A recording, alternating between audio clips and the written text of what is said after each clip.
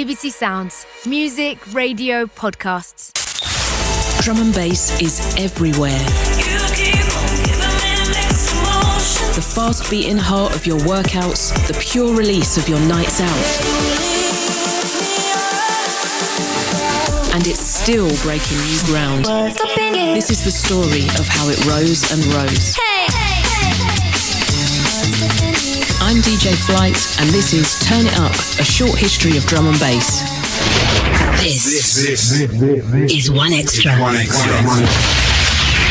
satellite, online. The home of new black music. Episode 5, Extra Bass.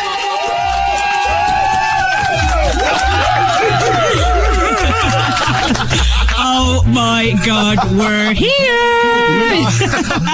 I'm going to say welcome to One Extra, the new black music from the BBC. When the BBC launched One Extra in August 2002, it gave drum and bass a dedicated new home on the airwaves.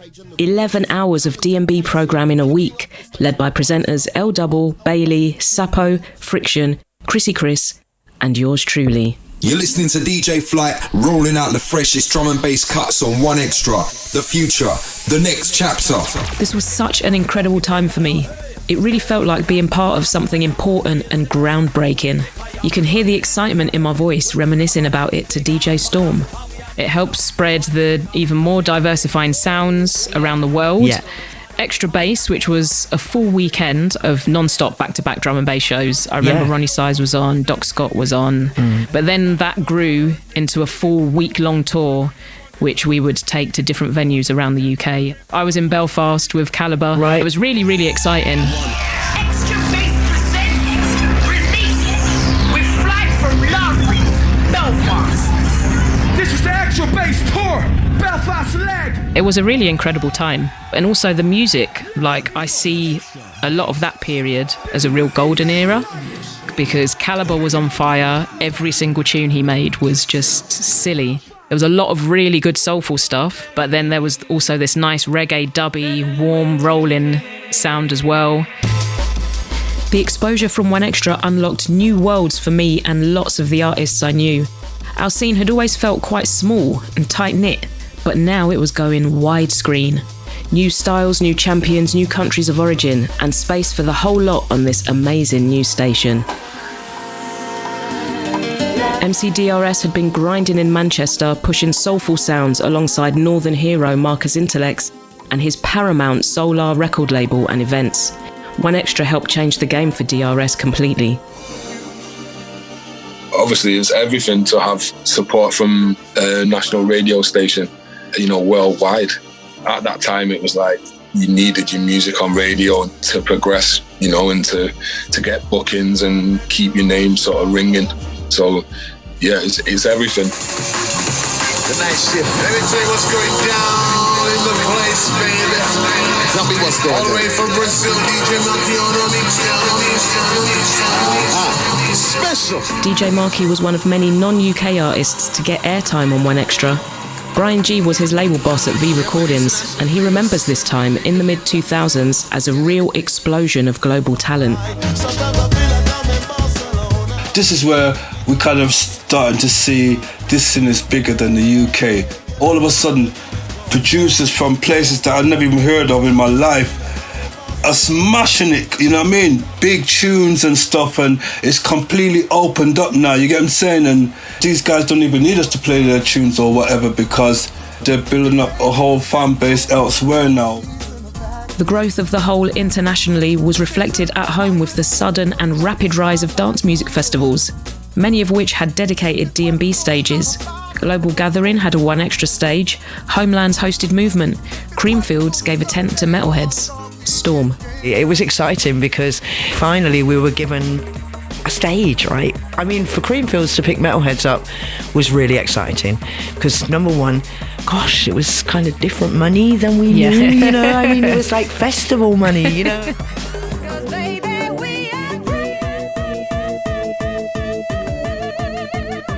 I was too young for the second Summer of Love in '89, when the original acid house ravers gathered in fields all over the country. But this felt like my version. All of a sudden, people were coming across this music for the first time in fields all over the country, and they discovered that they liked it. Harriet Jackson, wonder kid of D&B's new wave, has seen that at so many festivals. People don't realise how wide this music is and how many different influences. It's such a melting pot. And I think for me, that's one of the best things about festivals and about their growth. They definitely give the opportunity to open people's eyes to music and scenes that are out there they don't know about already. I get a lot of messages from people, which does make me laugh, saying like, oh, I don't really like drum and bass, but I really like your set. And I'm thinking, yeah, but so you do like drum and bass. With more and more casual listeners coming into contact with drum and bass, something began to change in the sound of the music itself.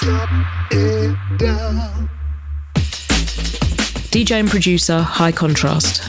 I think as well, the bigger, more accessible sounds has happened in tandem with the move away generally from nightclubs and to festivals and all-day events, you know, and I think by their nature, you kind of have to have that bigger sound, because at a festival you're going to get people who are just wandering around. They haven't gone specifically to a drum and bass night, they've gone for a more general thing. So to bring those people in and hold those audiences, you need things like top 10 tunes or remixes of pop tracks to, you know, just keep the crowd there and give something for people to latch on to, you know, and then you can slip in some deeper tracks afterwards or something.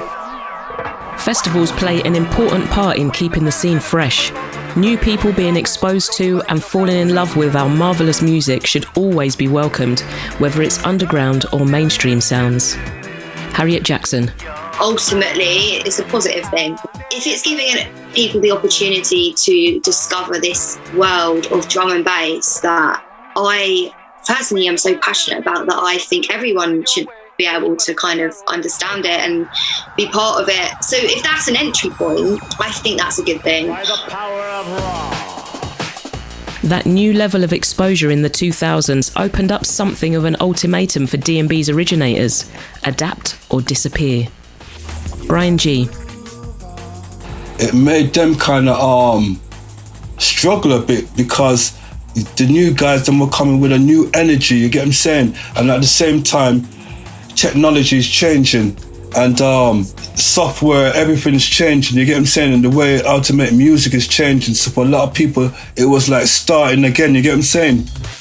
But there were opportunities for the old guard to continue thriving in this new landscape. They just had to stay open. Sub Focus started releasing tunes in the early 2000s, and his biggest mentor was scene veteran Andy C. It was a really amazing thing for me, because he kind of basically mentored me throughout my early career and gave me a lot of good advice about like how my music was working in the clubs. And like when I started, I was doing like everything was very instrumental, and there wasn't much in the way of like vocals or speech or anything like that. I remember him sort of being like, you know, you need a sort of ident for a tune, and you need like something very unique, like whether it be like a unique sound or a speech sample or a vocals.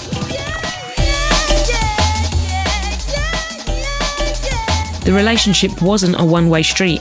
Part of how Andy C stayed relevant was observing the young people around him. It was so weird as well, because he was sort of like calling me saying like, how'd you get this mix to sound like this? And I was just like, surely like you don't need any tips from me.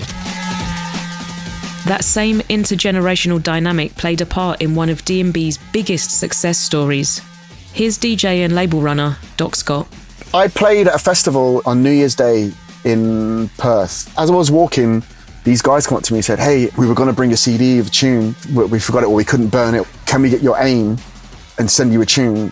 I was like, yeah, sure, man. And then I remember sitting in my studio, it was like 3 o'clock in the morning, and this, you know, AIM thing. It was like, hey, remember us? We're Pendulum. It was, we got a couple of tunes, can we send them to you? I was like, yeah, fire them over. And one of them was Volt. And I remember sitting there, it was like 3, 4 in the morning, and I heard this tune, and I was like, it just sounded so different, because their production levels were so different to what was around. So I immediately kind of said, what's going on with this tune? And they were like, nothing. I was like, I'd love to put this out. And they were like, really? I was like, yeah. Everyone on the scene remembers Pendulum's first tune. It charged in like a bull. Well, first of all, I played it out for a couple of weeks and it just went off. It's weird, man, because when you're A&R and things, sometimes you kind of know, but you never really know. And sometimes you think you've got a big tune and you haven't. And it's funny because people go, oh, you gave the world Pendulum. I said, no, I didn't, man. Pendulum were always going to be Pendulum. That tune would have blown up wherever it landed. Maybe it accelerated it because it landed in my lap and I knew the right people to get it to. But they would have got there anyway because they're just too talented, man. The idea of a D&B act this good from all the way in Australia was almost unbelievable for some people. Still at that time, 2003, drum and bass was still very much UK orientated. I stand by this, that tune was incredibly important for giving confidence to producers around the world to say, if your tune's good enough, it will kick the door down. Vault definitely kicked a door down. When DJ Fresh heard it, he knew there was something bigger going on with these boys from Perth. I thought it was amazing. So I was kind of blown away by their production. So like when we signed them, I think for us, one of the things that we wanted to do was like bring them to the UK and try and get them to live and breathe that UK sound and see how that was going to like affect their output. When Fresh signed Pendulum to his and Adam F's label, Breakbeat Chaos, he saw it as an opportunity to guide them on their ascent and quickly realised they should set their sights on something bigger than underground dance floors or even festival tents. They needed a main stage to spread out on. He suggested the possibility of taking Pendulum live to the group's founder and vocalist, Rob Swire.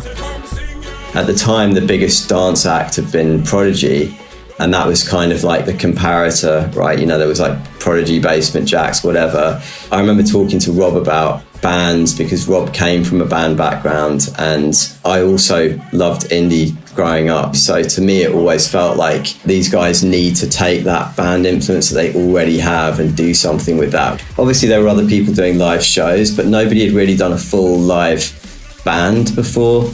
You know, with people playing rock guitars. Do you know what I mean? I mean, that was just crazy at that point. And so it was almost like we'd given Rob permission, you know, because I think that was what Rob wanted to do anyway. And we were going, dude, like, that's cool. That's what you should do. Do the band thing. Pendulum's first album, Hold Your Colour, was released in 2005. It became one of the biggest selling D&B albums of all time. Their metal guitars, full band setup, and arena-scale pyrotechnics brought a whole new crowd to drum and bass. They suddenly had like a new home in dance music. Finally, the mainstream and the radio and MTV are accepting that in some form, this music can be taken seriously on every level. The difference at this point in time, as opposed to what came before, is that drum and bass was moving in many directions simultaneously. Varied subgenre styles were fully formed, and there were a wealth of artists and labels to satisfy all tastes. Try to explain. I know it's complicated, but I still have this feeling more serious than butterflies. My inside so soft. This new ecosystem included the old guard like Fab and Groove, Goldie, Shy FX, the commercial successes like High Contrast, Pendulum, Jenna G, and this whole wave of newer talent. Hazard, Breakage, Alex Perez, and many more blossomed, inspired by the underground champions who came before them. Between the festival circuit, the 11 hours of 1Xtra D&B programming, the continued support of Radio 1, there was somehow space for all of them to thrive. And with that much D&B finding its way into the ethos, the popularity of the music kept on growing. Almost by accident. Sub-Focus. Yeah, it was amazing getting something in the top 40 for the first time because, I mean, none of this music is like designed for the charts at all, you know. So it was a really cool time because I started to feel like, okay, there's some outside of the scene love and stuff. The mid-noughties sees drum and bass in a very healthy place. To be instrumental in the development and expansion of so much amazing music via our BBC Radio 1Xtra shows felt exhilarating. We all had faith in the power of the genre, but I don't think anyone could have imagined the highs that were to come. Next, we look at an incredible crossover achievement, D&B's first ever UK #1, and how the underground reacted to dubstep's surge in popularity. You've been listening to Turn It Up, a short history of drum and bass with me, DJ Flight. Hit subscribe now to get the latest episodes when they drop. Drum and bass is everywhere. The fast beating heart of your workouts, the pure release of your nights out. And it's still breaking new ground. This is the story of how it rose and rose. I'm DJ Flight, and this is Turn It Up, a short history of drum and bass. Episode 6, D&B Pops, again. Towards the end of the noughties, drum and bass was reaching new heights of popularity, and DJ Fresh was right at the crest of the wave.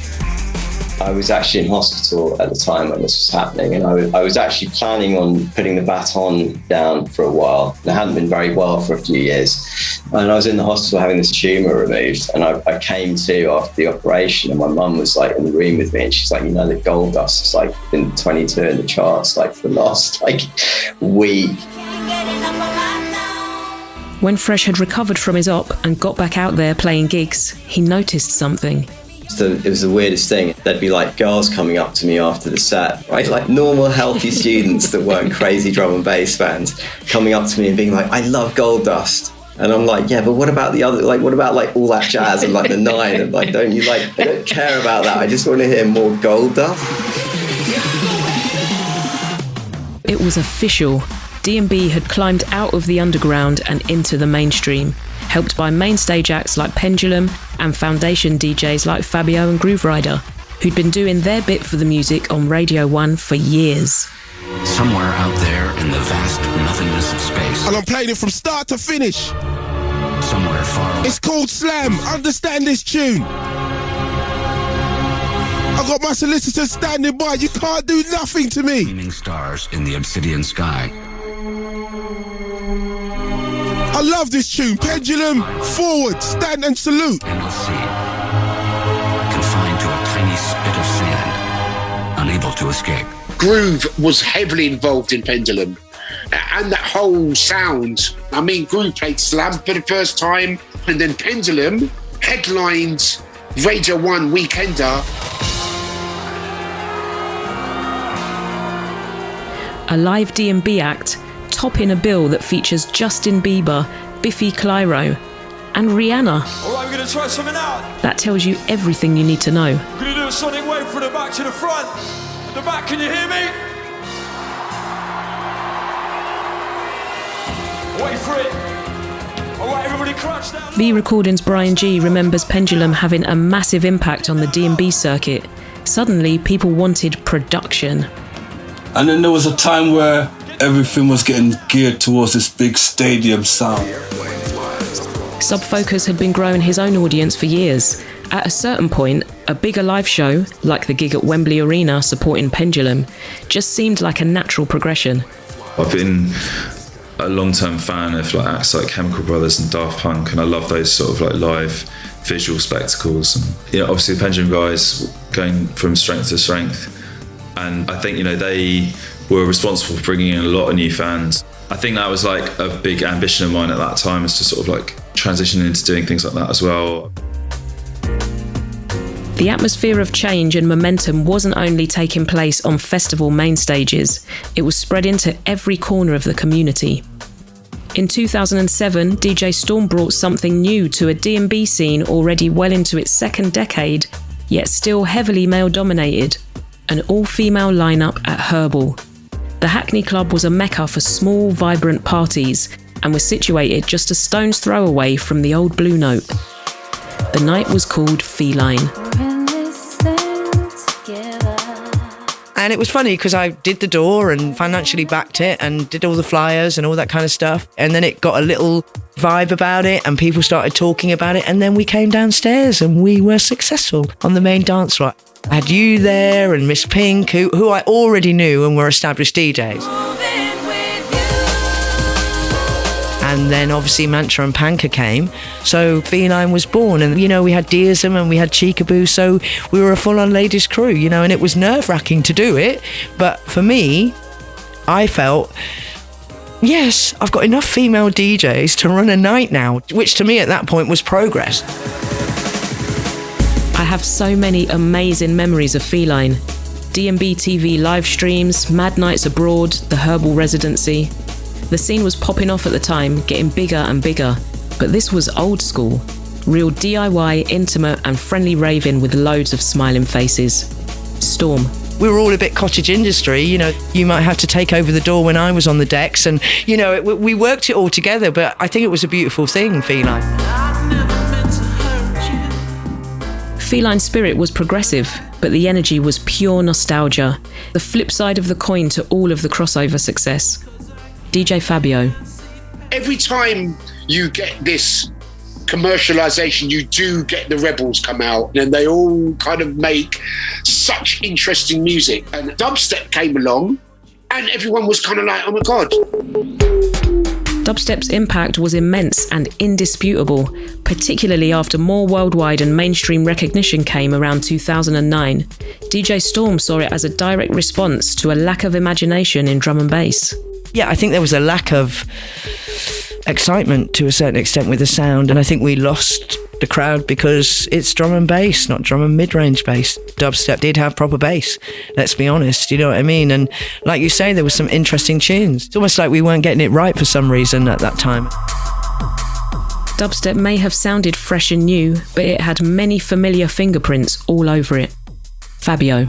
A lot of it was drum and bass producers that got a little bit disenchanted. And then again, like everything, people always pick on drum and bass and kind of act like, oh, well, you lot are dead now.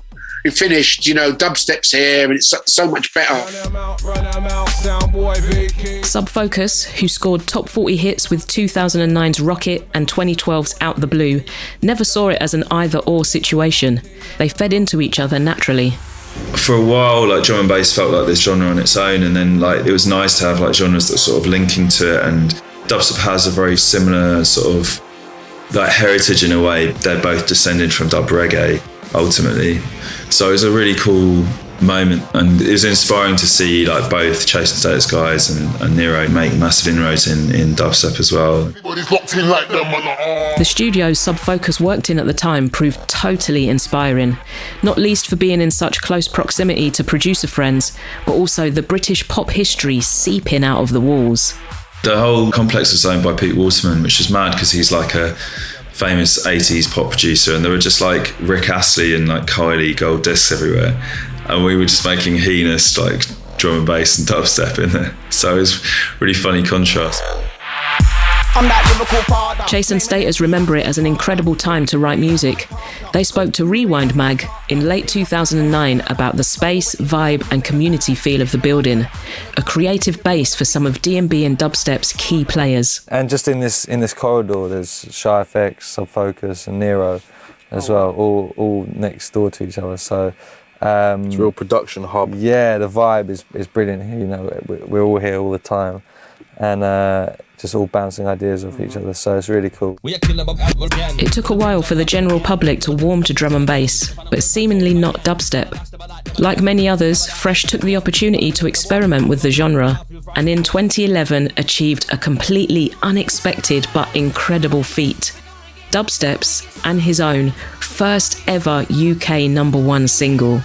Louder, featuring Sean Evans of Bristol electronic music trio Kosheen. I can't describe it. It's like the most amazing feeling that I've ever experienced. I remember things like driving back from gigs like up north and stopping at the traffic lights and cars around me playing Louder, coming out of the car and just being like, wow, this is something that I haven't experienced before. Even though I've been lucky to have all of this acceptance and support from my friends in the drum and bass world, this is like something different, you know. It was just absolutely mind-blowing.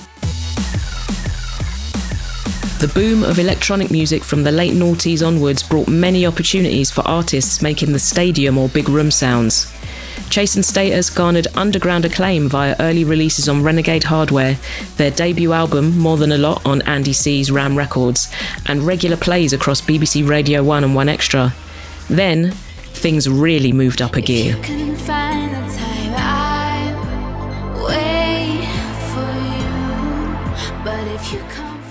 The The duo's popularity rose in tandem with signing to a major label for second album, No More Idols, and slight change in production style.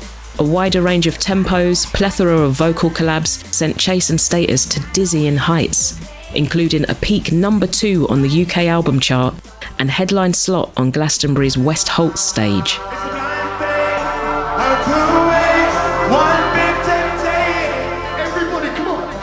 DJ Fresh.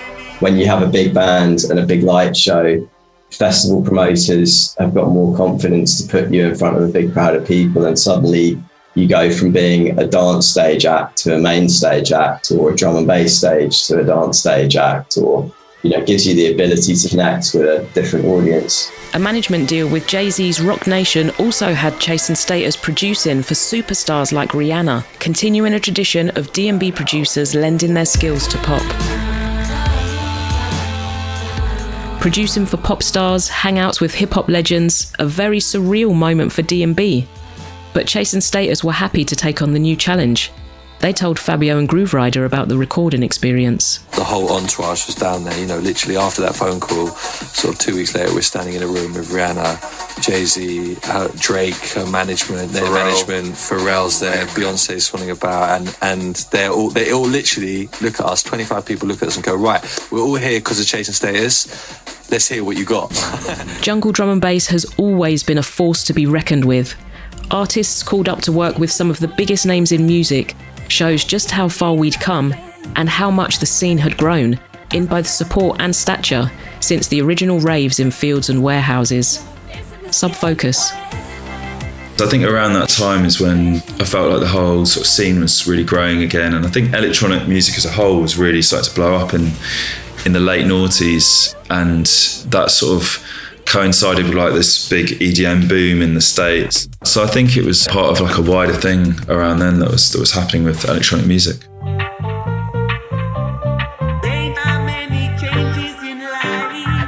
The idea of superstars in electronic music has always been a weird one. The culture was founded on ideas of community, no egos allowed. But whether people wanted it or not, superstars were being made all over the place. After his first #1 single, Fresh had continued his genre experiments. It was kind of like an interesting challenge to see how I could experiment with songs around the drum and bass and other, like, you know, breaks and whatever production that I was doing, and to experiment with like song structure and see how I could mix those things together in a way that would keep that interest there from this new audience without totally going against the vibe of everything that I'd done before. And I think I managed that to mixed effect, like, over that period of time. Hot Right Now felt like a progression, like there was something about the style of the vocal, obviously Rita Ora, and the track that made it feel pioneering to me. Enter, at long last, drum and bass's very first UK #1. DJ Fresh's Hot Right Now, featuring Rita Ora. It was like the first time I'd heard like a drum and bass song that had a hard backing track and had this like catchy pop kind of vocal that I could still play in my set and didn't feel too weird.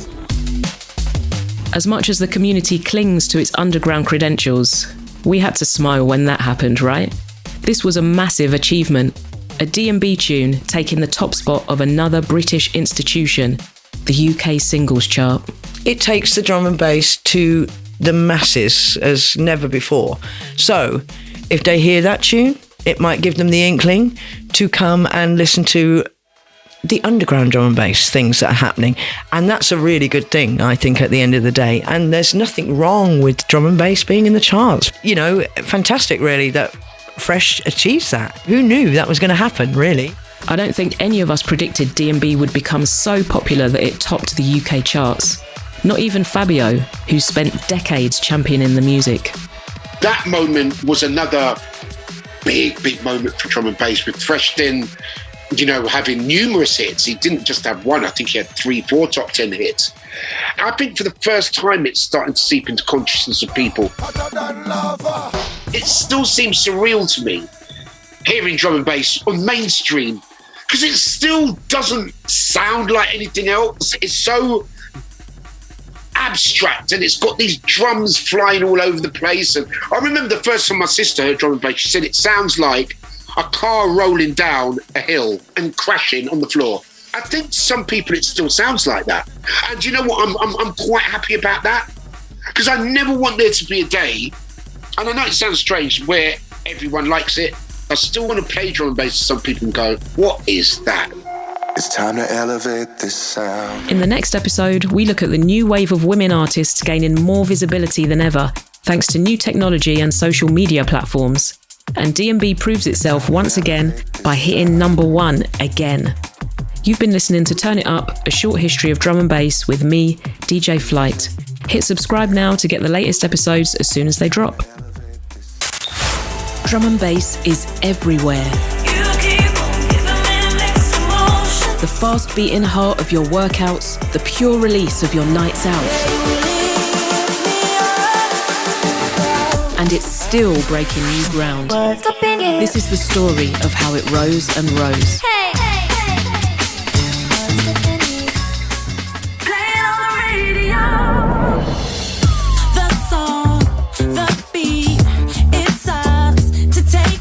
I'm DJ Flight, and this is Turn It Up, a short history of drum and bass.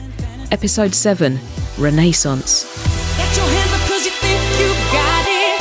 Going crazy when I even started. In 2012, DJ Fresh did the unthinkable. He gave drum and bass its first UK number 1. It was a huge moment for this culture. High Contrast remembers cheering from the sidelines. I think at the time, no one really expected a drum and bass track was going to get to number 1. We'd had, UKG come along and blow up, and then dubstep came along and was getting all the attention instead of drum and bass at that time, especially in America. I think having that milestone of a D&B track getting to number 1, it just kind of proved, well, drum and bass is still here, we're still doing it. People who are into drum and bass are so passionate about it that I don't know if it needs a number 1 or the pop remixes, but I don't think they ultimately harm it, and I think they only bring more people in and help it to grow. The D&B remix is an important part of this whole story. From the 90s up to now, major labels have often sought our underground cool, but there came a certain point where everyone wanted the breakbeat treatment. I think the real kind of breakthrough with remixes came with the Adele Hometown Glory remix. That might have been Adele's first ever single, so she wasn't the superstar she is now, but she was getting a lot of industry attention. There was a lot of buzz about her. But for me, a track like that, where it's a ballad, there's just a great vocal and a piano. I mean, it's just screaming out for a drum and bass mix. You can do whatever you want with it. Some classic tunes were born out of remixes during this period, from High Contrast's Adele remix to Caliber's take on If You Wait by London Grammar. From that meaning, the moment you tried to take me on.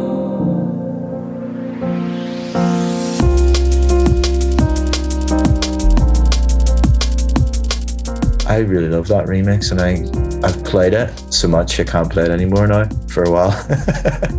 Those blockbuster remixes played a big part in introducing the music to yet more people, as did the emergence of brand new acts. This is Thursday night, y'all better get ready. And it's about 7:30 p.m. and my man Zane is about to put on the hottest joint. Literally the hottest joint in the world right now. Look out your window. If there's summer vibes where you are, this one will suit it perfectly. Rudimental, let's go.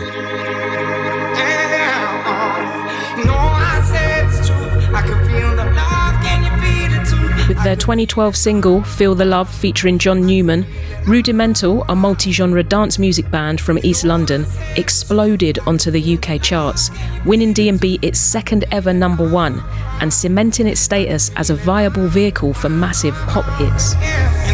Here's Piers, Leo and Kezi talking to the officialcharts.com after getting the news of their number 1 win. This was major for them. I'm going to do my bear dance. Yeah. Yo, big massive respect. Thank you for everyone that's gone out there and supported us, all the fans. Their hotly anticipated debut album was yet to drop. In the same interview, the band went on to explain their wide range of 90s influences that would inspire the new material. My influences coming from sort of like a old school garage background. That was a big influence in my life, especially jungle as well. Yeah, from the 90s, obviously Jungle, Cool FM, Ronnie Size, Shy FX. I think all the different influences we have are going to be seen on that album when we put it out. Yeah, definitely have lots of different BPMs and genres on there.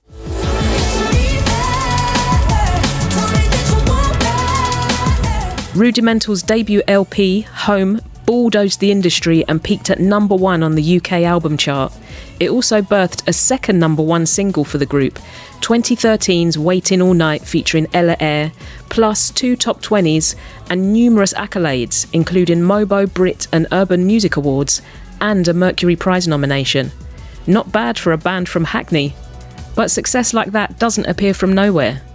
An extra large amount of self-belief and determination was needed to take them to the top over and over again. Here's Rudimental talking to On Demand Entertainment after winning Best British Single at the 2014 Brit Awards about why their second number 1 meant so much.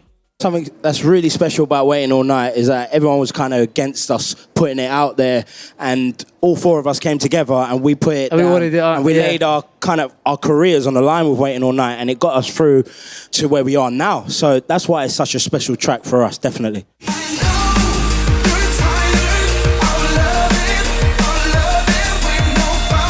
Continued mainstream success could only be good for the scene as a whole, right? The thing was, if you look at many of the artists riding D&B's popularity high into the new decade, Chase and Status, DJ Fresh, Pendulum, Sigma, Wilkinson, you'll see a pattern emerge. Productions helmed by white men. Sure, they'd often collaborate with vocalists of colour, different genders, but they were definitely in the driving seat. D&B wasn't the only genre with a gender gap or representation issues, but it had a bit of a problem for a long time. Represents Onali experienced more than her fair share of those frustrations.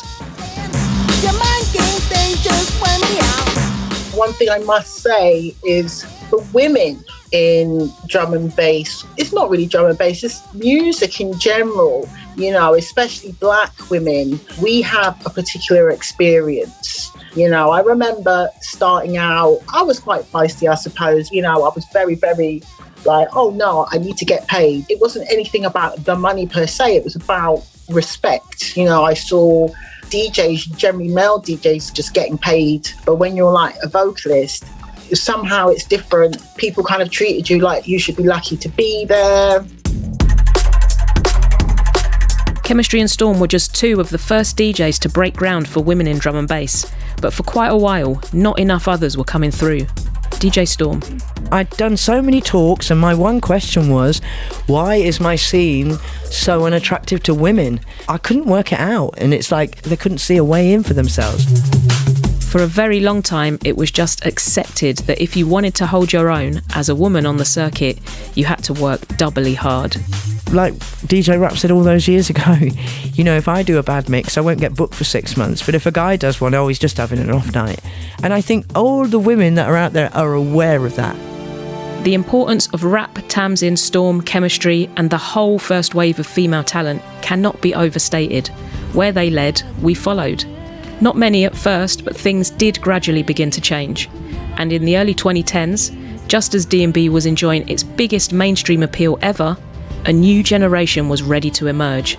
Harriet Jackson amongst them. So we're talking about 2011, 2012. There was still hardly any girls DJing then compared to like today.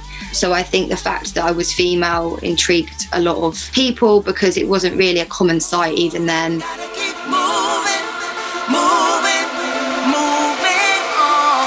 Harriet Jackson is part of a healthy new wave of women and non-binary artists redefining D&B as we speak. But even 10 years ago, she was still considered an anomaly.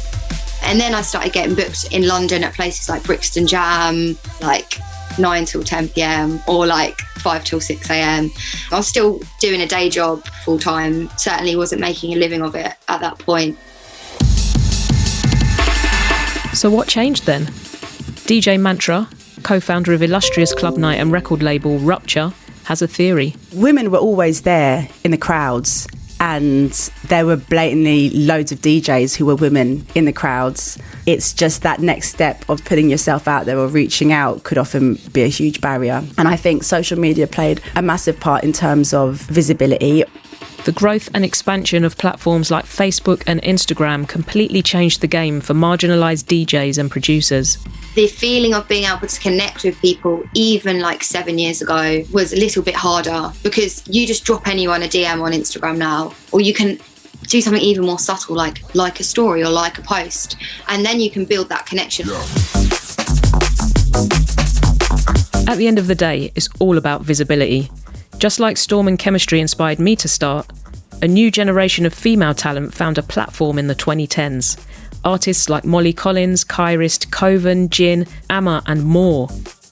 DJ Mantra. It's almost like a snowball effect. It takes one person to kind of put their foot out and then go on to inspire loads of people. My friend Tasha, she plays drum and bass now, but also a lot of techno. She was one of the main influences for Sweet Pea, for seeing her play out. And that can literally be that much of a simplistic progression route. I see a woman on the decks and I think she's amazing. That's sick. I'm going to get into it.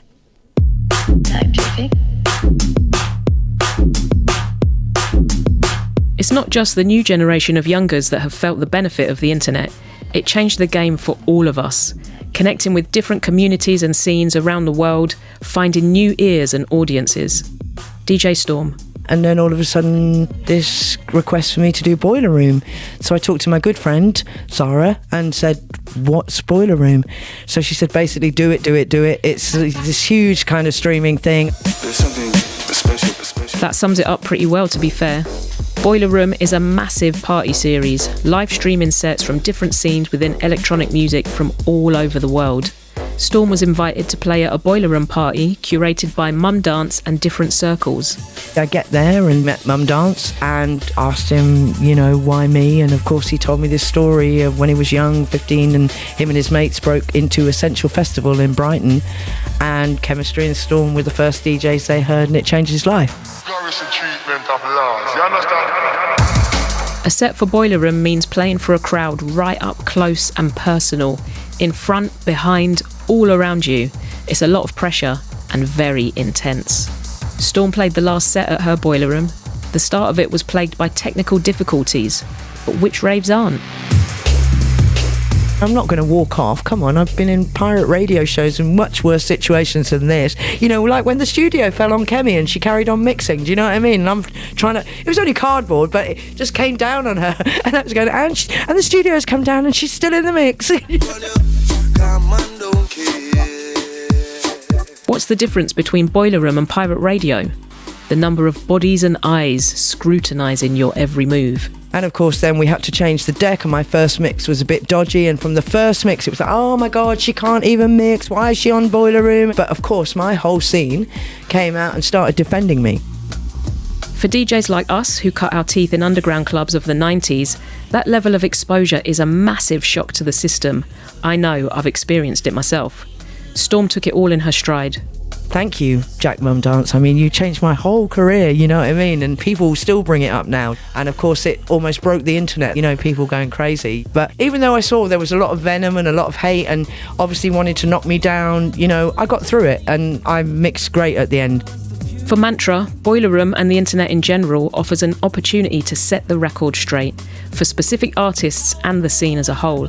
DJ live streams had been steadily growing throughout the noughties and into the 10s, from drum and bass arenas' D&B TV live shows to the emergence of Boiler Room, Facebook Live, and later Keep Hush. These platforms can give a level of exposure not experienced via the industry's traditional routes, paying dues in underground circles and working your way up the ladder.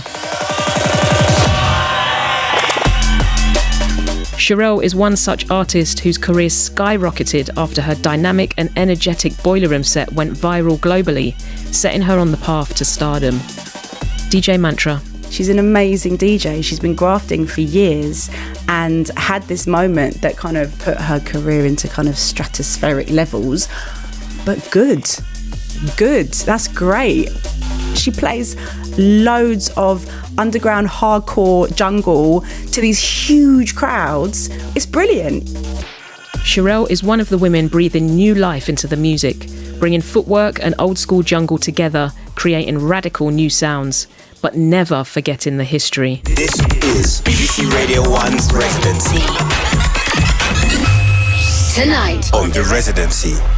Sherelle.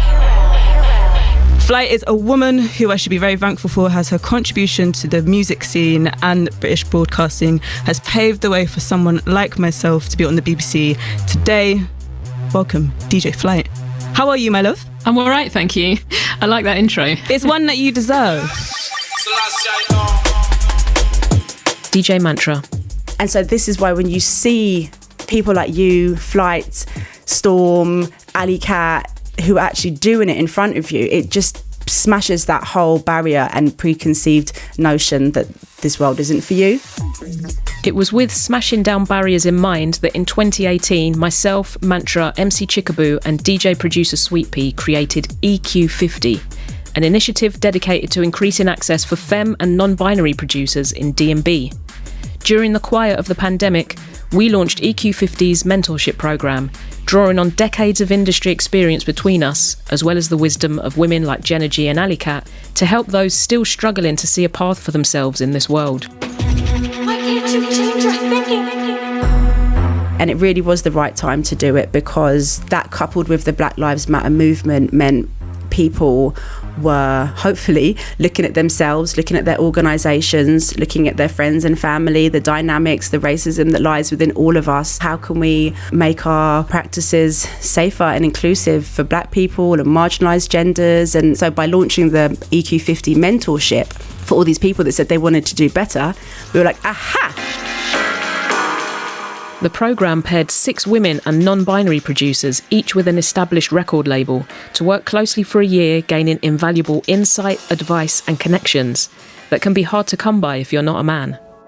It was such a beautiful experience to be part of and to witness their growth, to witness them blossom. And, you know, they had it all within them anyway. This is the thing. They were all such talented producers. A whole wave of talented producers are weaving their own stories into the fabric of this music and changing the future of the culture. Who knows, maybe in time, that skewed representation in clubs, in the charts, at festivals will be a thing of the past. Harriet Jackson. I don't feel surprised anymore to turn up to a show and there'd be like loads of other girls in the lineup. The fact, like, I don't even think about it really now. That is a good song. Don't be about the trouble. In the 30-year history of this culture, there have been many, many times where people have declared drum and bass dead. But what we all see is a music scene that keeps growing, adapting, striving and thriving. So what does that look like for the current generation of pioneers? Next, the old guard and the new faces come together to celebrate the longevity of D&B and to future-proof a culture that's already weathered so much loss. I'm DJ Flight, and you've been listening to Turn It Up, a short history of drum and bass. Hit subscribe to get new episodes when they drop.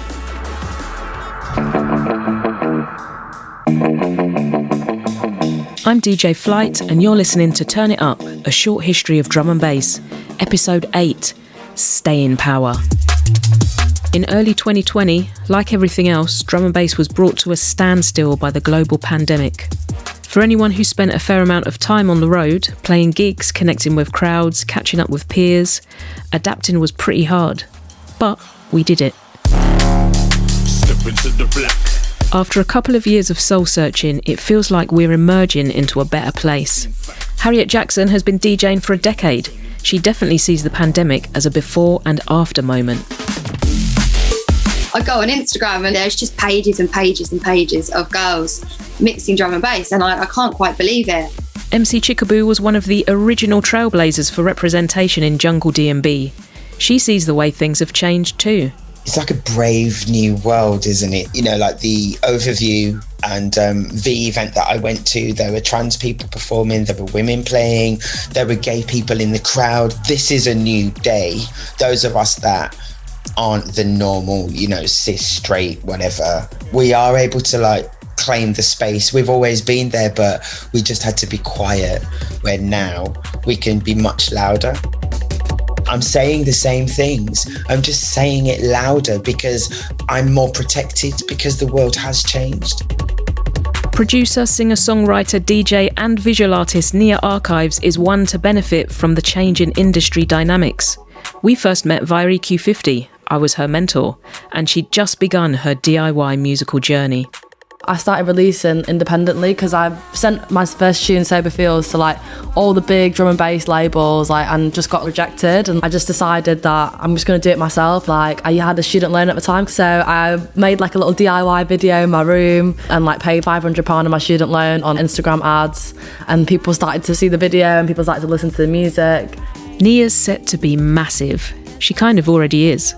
Take it from someone who knows about this stuff. V Recordings, Brian G. With Nia now, it's like that golden moment. Every now and again, you need a face because the music is just there, but you just need that face to open up that door. She's just got everything. She ticks all the boxes, you get what I'm saying?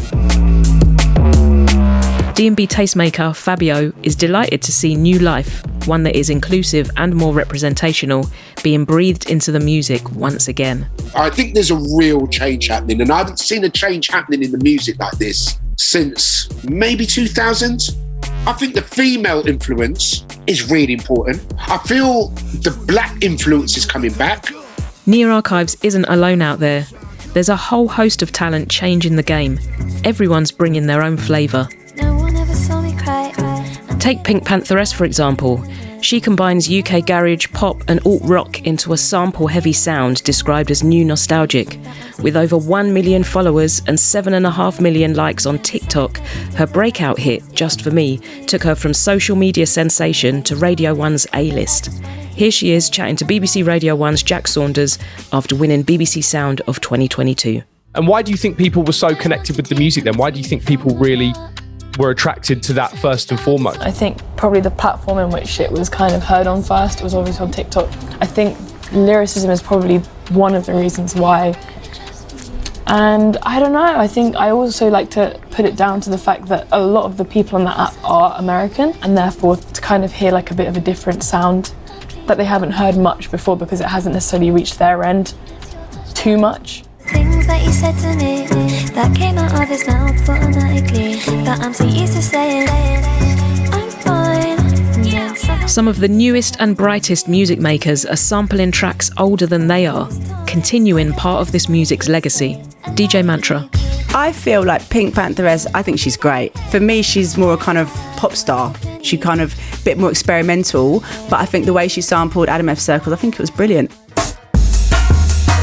With so much new talent emerging, it can sometimes feel hard to keep up. DJ Brian G. I'm going out now, and it's just the last few months I've cottoned onto Tim Reaper and Cheryl and Coca Bryce and Sully, and I just can't keep up with so many new artists and names, especially over the lockdown. A lot of new names come through. So why has D&B blown up the way it has over the last couple of years? Where's all this young blood coming from? Nia Archives. I've definitely noticed like a new gen of ravers, and I feel like people my age and younger, we've had the past 2 years of our lives, everybody has taken away, you know what I mean, been inside, and now we're finally out. It's like we just want to go, we want to party, we want to rave, we want to like, I guess, make up for lost time. Jungle's quite punk and it's got that rebellious energy, and I feel like it doesn't matter what you look like, it doesn't matter how you dress, it doesn't matter how you dance, like you're just here for the vibes and for the music. That energy has Nia calling 2022 the summer of jungle. I just feel it is the summer of jungle. It just feels like there's so much jungle at the moment. It's like bursting, and there's like a wicked energy around it, and I'm finding so many new producers I never heard about. It's mad inspiring, and it feels like I'm going out and I'm hearing so much jungle just being played, like not even like jungle nights, just out, like it's amazing. Nia Archives is part of a new generation of junglists who aren't afraid to look back through our magnificent history for inspiration. I always pay homage and like appreciate what's come before, because without all of these people who like laid the blueprint of this music, there would be no next generation. Like we wouldn't have anyone to look up to. Storm is also excited about the younger producers coming through. I'm hearing them looking at how they make this heavier sound of jungle. A lot of producers are asking me, and it's almost like they're looking backwards to what was going on. Nostalgia for the very earliest days of this culture is a huge component of the scene at the moment. Brian G realised that at a recent gig with some of the scene's freshest talent. The place was ram. Like I'm checking the music that they're playing, and it's the same thing that we were playing like 20 or 30 years ago. best thing about this, the appetite for the music is big enough that there's space for everyone to share the stage. From newer artists like Near Archives and Brucey, to the biggest like Chase and Status and Sub Focus, still hitting the charts today.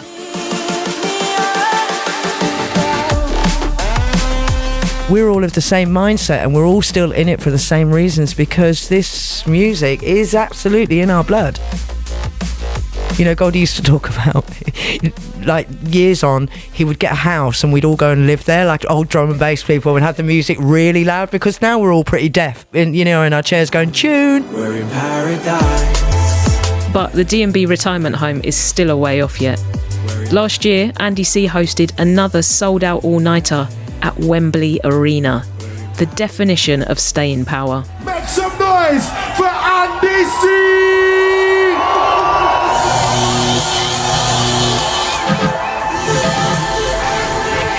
Hear the sound of my heart beating down to the floor. Harriet Jackson. When Andy did his show at Wembley, drum and bass sold out Wembley Arena. That's like quite a statement. Brian G played as well. That was a great moment, man. The call just came from nowhere. I was shocked. I almost fell down. Wembley, couldn't believe it, man. I was like, wicked. I was like, that place is so big. What's the sound gonna sound like? Oh my God, the rig in there was just sick. I went in. I know I'm supporting, but I can't just warm up for Andy C. I gotta go in. 'Cause you pick me up. A sold-out Wembley Arena, a crowd of more than 10,000 swallowed up in drum and bass. Hybrid Minds recently achieved the same feat. They're to headline the historic venue in October 2022. Moments of triumph trigger thoughts of the people who aren't around to see them. Each passing affects everyone. We rave as one, we grieve as one. Take me high above the world. Most recently, the scene came to a halt in complete shock and grief for pioneering titan of the mic, MC Skibbity. The loss is incalculable. Rest in power, Skibbs. Long live SAS. It's not just the physical loss. Knowing we'll never hear or play new music from them cuts deeply. Diane Charlemagne, Marcus Intellects, Spirit, 3 artists who brought so much joy to my life. Storm feels the loss too, not only for her DJ partner, Chemistry, but good friend Spirit. I'm sure you felt it too, Flight, as a DJ. There's a big chunk of my set gone to a certain extent. I miss them. All of the people we've known, loved, lost. All the triumphs, all the defeats, the whole 30-year history of it. It's impossible not to think about how far we've come. MC Chickaboo. Now I'm seeing, millionaires and people that have made a lot of money and brought through other people and built studios and have been involved in other genres of music and had hit singles and projects, and we genuinely didn't know what the hell was going on. It was just like, let's just play some music and just try and have a dance, forget about the worries of the world. I never dreamt of going for 30 years. I had no comprehension that it would have survived. MC Navigator. I thought that would never be possible. How the hell are we ever going to get on top of the pops? How are we ever going to be on headlining Glastonbury? Because at that stage, a black man, you couldn't even get a flipping room to rent, let alone rent a club to put on an event. With D&B's presence bigger than ever, we're seeing its re-emergence in global territories such as North America, places that had long played host to UK artists. Fabio noticed the difference between his pre-COVID visits and big tours the likes of LTJ Bookham are doing now. Rolling Stone magazine did a whole thing about drum and bass and the Renaissance, and this is the next big wave in America. I remember going out to gigs out there 5 years ago, Fly, and playing to, the biggest crowd I played to was like 200 people. Bookham just done 30 dates. He done, and he said to me, he's going back next week to do the ones that he couldn't fit in. That says to you everything that you need to know about this music. First wave D&B MC and artist DRS ruminates on the energy exchanged at his gigs, with crowds singing along to every word of his music. How we gonna gonna live our days with all this pressure on us. Death before dishonor, pressing you, we're gonna most. It was just that outlook the other weekend, like literally the whole crowd. It was like when you see like Robbie Williams or whatever, it's just like, you can't put that into words. It's just, that's the awards, innit? That's your Grammys, that's your mansions, that's your, if you take the objects out of there, that's the gold, innit? That's why everyone does it. When you've spent decades fighting for the legitimacy of your culture, sometimes it's difficult to know when the fight is over. But I think we can safely say this battle has been won. Brian G. It's so big now, for some people, they didn't even know it's drum and bass. It's just music now, you get what I'm saying? I was in House of Frasers the other day. I'm going up to the men's department, and I'm hearing Nia Archives, you get what I'm saying? So this is where drum and bass is at right now. Show me. Nia Archives. It's a UK sound, like you can't emulate that. It's definitely a UK sound, and yeah, I'm excited to be a part of it, to be honest. It gasses me. I listen to this music and it just gives me this feeling that it's so hard to describe in words. My soul just needs it. It's just like, I love everything about it. This culture was built on intergenerational exchange, wisdom passed down from one junglist generation to the next. Long may that continue. Nia Archives.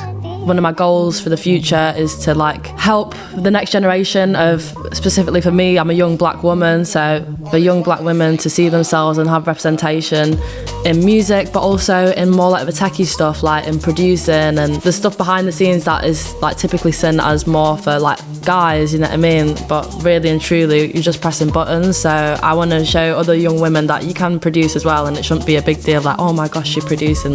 It's actually pretty normal, you know? We at EQ50 are excited for the next phase of our work, Mentorship Year 2, and the push for equality continues through LGBTQIA events like Queer Rave and Unorthodox, Dynamics, an online database supporting women and non-binary artists in dubstep and D&B, the Black Junglist Alliance, and most recently, the Jaguar Foundation, set up by BBC Radio 1 presenter Jaguar. It's committed to equalising music and recently released a report on the state of gender equality in UK dance music. Big up. There is still so much to be proud of in jungle D&B history. It continues to bring people together in the most incredible way. Harriet Jackson. For me, drum and bass has always felt like home, the close-knit atmosphere, the community vibe. Everyone just has so much passion and it's raw, you know. MC Navigator. You don't understand what jungle means to me. It literally saved my life. It literally took me from the ghetto and gave me a career. So jungle ain't just a genre of music to me. It's a lifestyle. It's something that gave me identity, and it gave me a platform to be able to do what I do as an MC and shine in my own right. DJ Fresh. Drum and bass is one of the most amazing things because it is community driven still, and it allows people freedom. You know, it's an amazing thing. And it's UK, baby. Originally UK. It's global now, but it started in the UK. No one can take that away from us. Seriously though, it is something to be really proud of. Properly British music, full of all the energy and spirit of multiculturalism, full of love for life and people and progress, full of momentum, always pushing forwards. We gave this music to the world, and that's no small thing. Do you know, my son asked me a question the other day. What's the best thing that humans have ever invented? And I was like, okay, probably medicine has to come first. But you wanted to say jungle. I wanted to say jungle. Dillinger, obviously.